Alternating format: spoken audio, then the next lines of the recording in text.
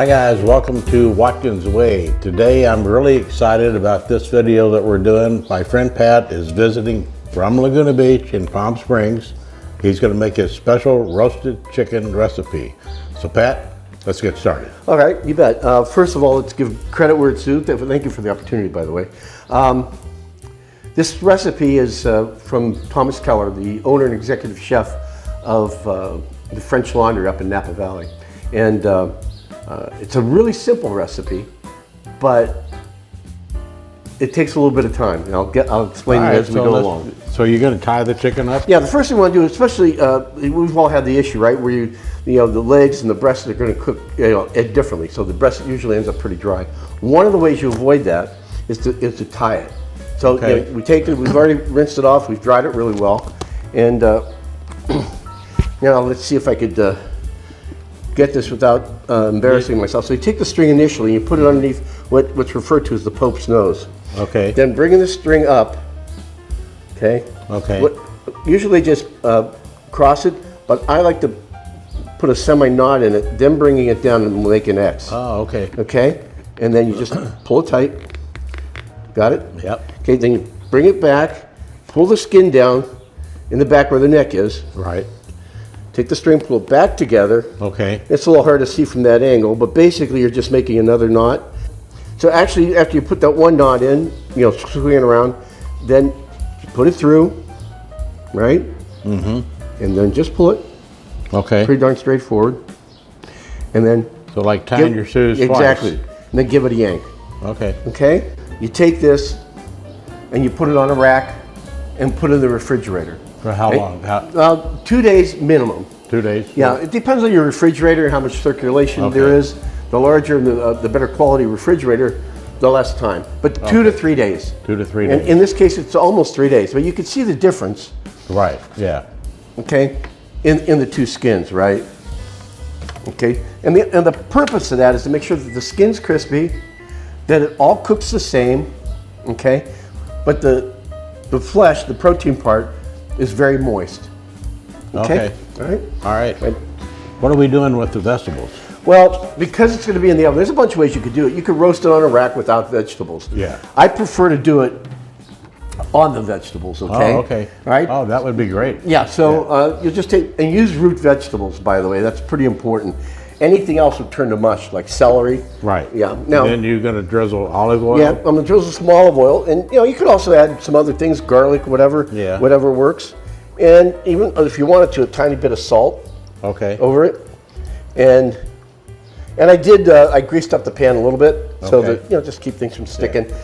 Actually, what it's really for is, because I'm lazy and I don't like to do a lot of cleanup, so it makes it easier. And then you put it in the oven at what temperature? Now this is really important too. This is going to sound kind of high, but you want to put it in if your oven temperature is accurate, and you should test that, by the way. Right around 475, and you want to do that for about 15 minutes. That'll make that skin good and crispy.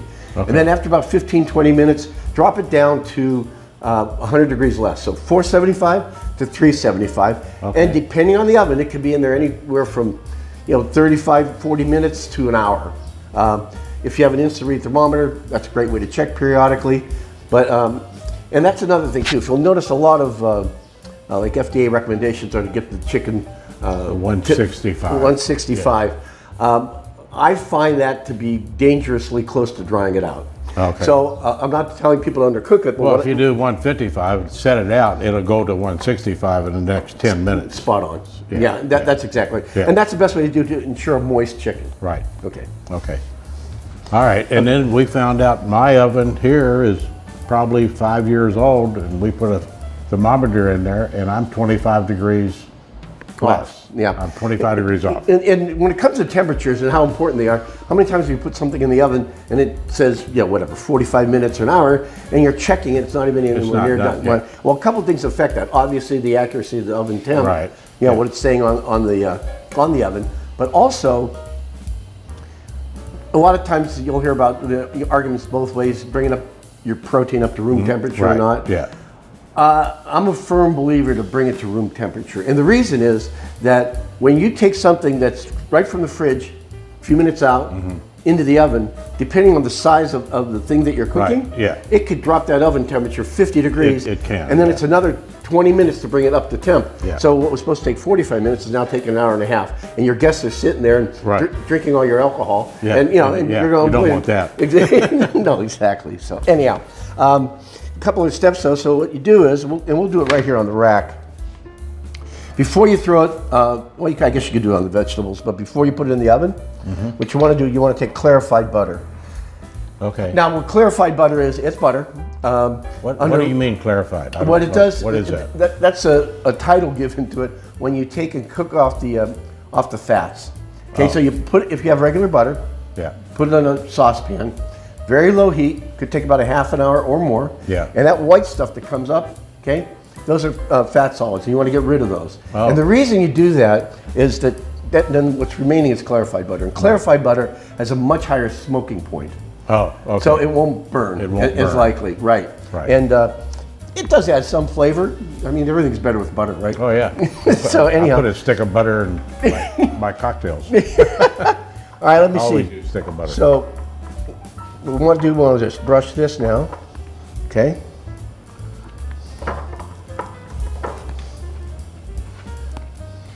And brush it all over, even underneath. Okay. And you'll see in a second, I mean, the underneath looks more like what we started with, because, how it was sitting on the rack. Oh, okay. Then you're gonna use a little salt, you said? I am. We're going to lose a little bit of salt. Okay.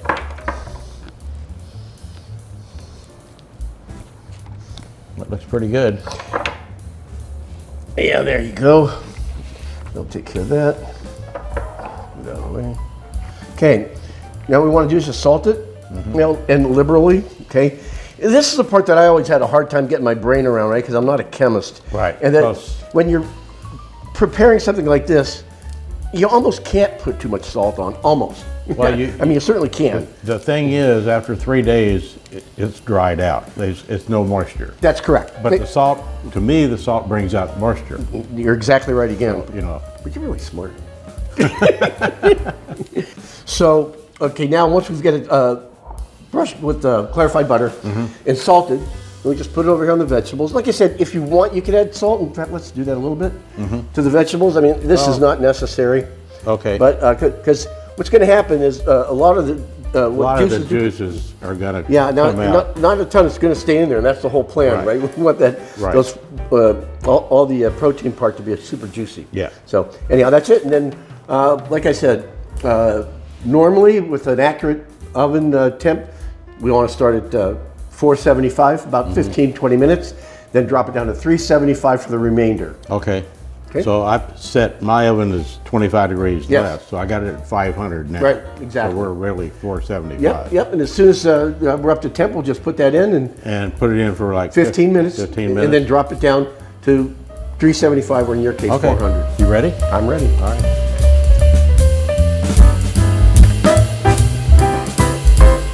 Oh, Pat, that looks great. So did you just took it out of the oven? No, it's been resting for about 15 or 20 minutes. Okay. And most people rest their protein uncovered.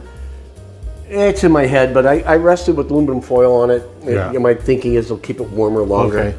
But yeah, All so right. we're ready to. That looks great. I mean, the vegetables look great.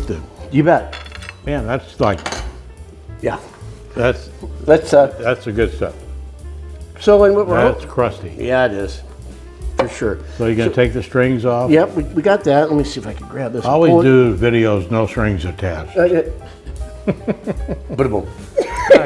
That's just me. It's a Watkins way. You couldn't help it. You couldn't help it. I couldn't help it. No, I had to do that. That's great. All right, so let's do this. Let's do a drumstick and thigh first. Look at how that's just coming apart.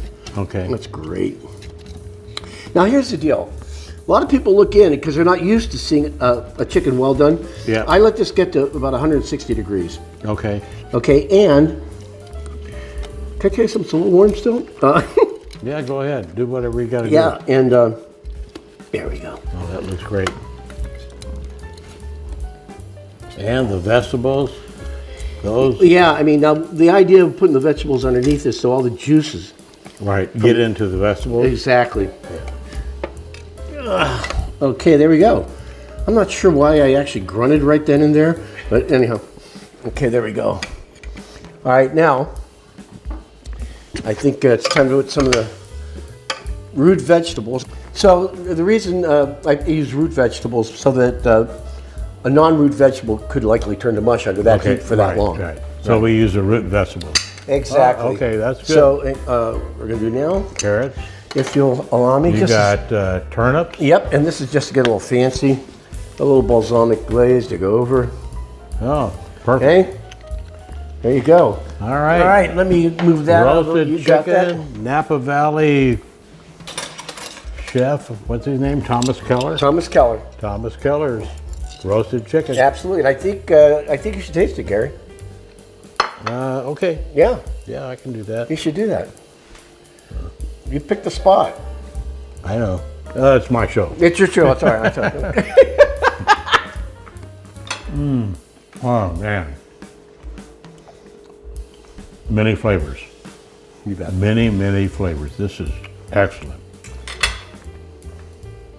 All right, guys.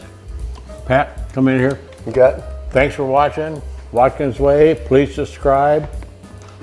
We have a video that comes out every other Saturday. Take care. See you guys later. Bye.